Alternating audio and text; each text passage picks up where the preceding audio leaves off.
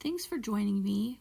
In this video, we are going to be doing a quick introduction to radicals, and then we'll be talking about how to add and subtract radicals. So a radical is this symbol. Probably you've heard square root, but there's more roots than just a square root. There could be a cube root, there could be a fourth root, fifth root, etc. A square root is kind of the most typical thing that you see. It's understood to have a 2 here as the index or the root. So this 2 is understood. So if there's no number written there, it's understood to be a square root. And this is the inverse operation of a power. So the inverse, or kind of the opposite of squaring, would be square root. The inverse, or kind of opposite of cubing, would be a cube root. And so this is asking what times itself gives you the number under the radical. So if I look at number 1, I have the square root of 36. So this means what could you multiply by itself 2 times to get 36? And so we know that 6 times 6 is 36. That means the square root of 36 is 6. So that would be it. If something has a square root, do not keep putting the square root symbol. So a common mistake I see is that someone would tell me the answer is the square root of 6. It's not. You've already taken the square root. It's just 6, right? So the square root of 36 is 6. Number 2, we have 3 square root 25. This means 3 times the square root of 25. So I'm going to look at just the square root of 25 first. The square root of 25 is 5, right? Because 5 times 5 is 25. What this means is I need to multiply 3 times whatever the square root of 25 is. So 3 times 5. So in this case, we'll get 15. Number 3. It's also possible that you have a number under the square root that is not a perfect square. So 90, for example. No number times itself is going to give you 90. So, and I should say no whole number times itself is going to give you 90. And so since there's not a whole number, or 90 is not a perfect square, you have to have a way to reduce these. Now, if you're allowed to use a calculator, some calculators will do this for you. You can just put it in and find out what the reduced form is, or the simplified form. If you cannot use a calculator, you would do this by hand by making a prime factor tree. And it's actually pretty simple and quick once you get used to what you're doing. So put the number that you want to figure out, and then find 2 numbers that multiply together to get 90. And the goal is to keep breaking the numbers down until you get to prime numbers. So the first thing I think of is 9 times 10. Once I break it down, I'm going to cross it off. 9 can break down into 3 times 3. 3's are prime. The only thing that 3 breaks down into is 3 times 1. And it's not helpful to do that. You only want to break it down if it multiplies into 2 numbers that don't include a 1. So 3's are prime. 10 can break down further into 2 times 5, but 2 is prime and so is 5. So now that I have all prime numbers at the end of the branches, I am done. Since this is a square root, I'm looking for pairs. So 3's, that's a pair. I have 2 of them. That means they come out of the square root. 2 does not have a pair, so it stays under the square root. And 5 does not have a pair, so it stays under the square root. Each pair comes out as just 1. So this pair of 3's, only 1 3 will come out. Times the square root of whatever is left over. And I will multiply those back together, so I will get 3 times the square root of 10. This is the simplified radical. So the square root of 90 is the same as 3 times the square root of 10. Okay, let's try another one. So the square root of 300. I'm going to write down 300. So 3 times 100 3 is prime, so that branch is done. 100 is 10 times 10. Now you don't actually have to keep going until you get prime numbers. If you notice that you have a pair right now, which we do, you can just stop and know that that pair will come out. You don't have to keep going. So because I have a pair of 10s, I know that a 10 will come out of the radical.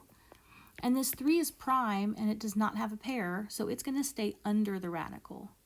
So the square root of 300 is the same as 10 times the square root of 3. The key to remembering or to do this is to remember that the pair comes out. Students always get this confused and they don't remember what comes out and what stays under. So the pair comes out and the thing that's left by itself stays under the radical. Let's look at number 5. So for number 5, we have 5 times the square root of 162. Again, I want to see if I can simplify this radical. So 162, it's even, so I know I can divide it by 2. If I divide it by 2, I get 81. And then 2 is prime, so that branch is done. 81 I can break down into 9 times 9.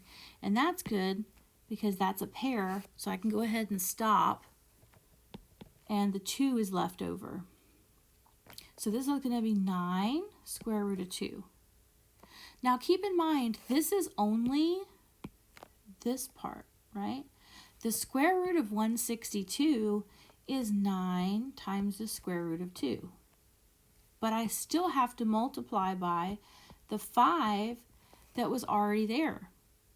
So since the 5 is there and the 9 is there and they're both outside of the radical, I'm just going to multiply those together. So 5 times 9 is 45, square root of 2. So whatever comes out of the radical, you're going to multiply that number by whatever is out front of the radical, whatever is kind of the coefficient of the radical. You're going to multiply those numbers together. Okay, for 6, 7, and 8, we're going to be combining by adding or subtracting like radicals.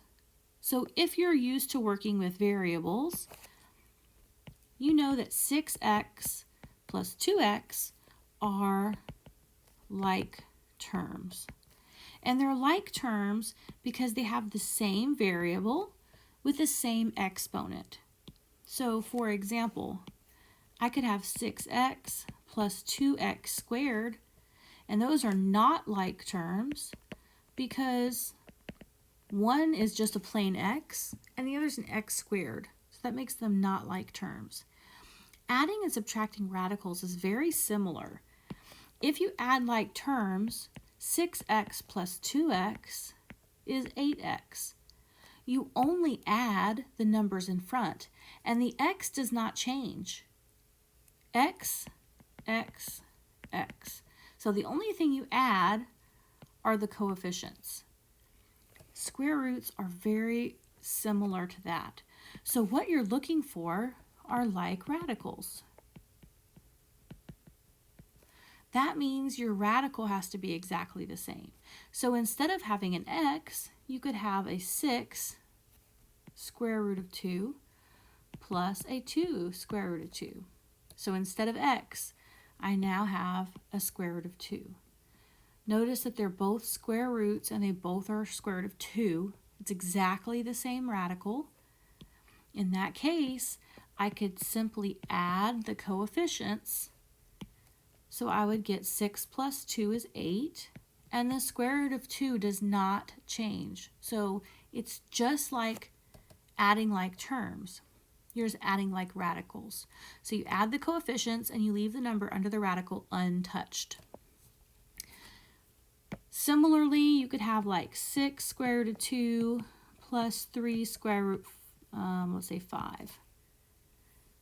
These are not like radicals because even though they're both square roots, they have a different number under the radical. So they're not alike. You also have to be careful if you have something like 3 square root 2 plus 5 cube root 2. These are also not like radicals because they have a different root. This is a square root and this is a cube root. So you could not combine these either. So in order for them to be like radicals, they have to have the same number under the radical and they have to have the same index or root. So let's look at some examples. And actually, let me erase this so it won't be in the way in just a second. So number 6, we want to decide if we have like radicals. If we look at the radicals, we have the square root of 3 and the square root of 3. So these are like radicals, so we can combine them. We only look at combining the coefficients. So 2 minus 5 is negative 3. And then we just put the square root of 3 at the end. So negative 3 square root of 3 would be the difference. Number 7, we have 6 square root of 12 minus the square root of 3. Well, these are not like radicals. But if we look at the square root of 12, we may be able to reduce that or simplify it. So 12 is 4 times 3. 4 is 2 times 2. 2 is prime and 3 is prime. I have a pair of 2's. So this is going to end up being 2 square root of 3. So I have 6 times 2 square root of 3 minus the square root of 3. The 6 times 2 is 12. So 12 square root of 3 minus the square root of 3. And since these are like radicals, I can combine them. It's going to be 12 minus, there's no coefficient there, so we assume that it's a 1. So 12 minus 1 is 11. So 11 square root of 3 would be the difference between those two radicals. Number 8, we have 4 different radicals, and none of them are like. So what we want to try to do is simplify each radical and then see if we have any like radicals after we can compare them when they're simplified. So I'm going to move this up a little bit so I have some more space. So let's look at the first one, the 175. So 175, the first thing that I notice is that that's going to be divisible by 25. So 25 times 7. 25 is 5 times 5, and 7 is prime. I see that I have a pair of 5s and a leftover 7. So this is going to be 5 square root 7. So I've got negative 4 times 5 square root 7. So that's this first part. I did all of that in red. Now let's look at the next radical. I'll do that in blue. So we have the square root of 72. So that is 9 times 8. 9 is 3 times 3. 8 is 4 times 2. 4 is 2 times 2. I've got all prime numbers now. I have a pair of 3s. I have a pair of 2s. And then I have a leftover 2. So this is going to be 3 times 2 times the square root of 2. So this leftover 2 is what stayed under. And then this pair of 2's came out as a 2, and this pair of 3's came out as a 3. And so when I multiply those together, I will get 6 square root of 2. So that's going to be what I get in blue. So minus 6 square root of 2. Okay, let's do the next radical. The next one is the minus 3 times the square root of 63. So let's look at the square root of 63. So 63, this is 9 times 7. Well, 9 is 3 times 3. 7 is left over. 3's are a pair. So this is going to be 3 square root 7. So this is going to be minus 3 that's already there. this minus 3 comes down, times 3 square root of 7, which is what I got from the factor tree. And then last I have the 2 times the square root of 2. Well, 2 is prime, so it's not going to break down any further. So plus 2 square root of 2 is as good as it gets. If you notice, I can simplify. Negative 4 times 5 is negative 20, so that's going to be negative 20 square root of 7 minus 6 square root of 2. 3 times 3 is 9, so that will be minus 9 square root 7, and then plus 2 square root 2.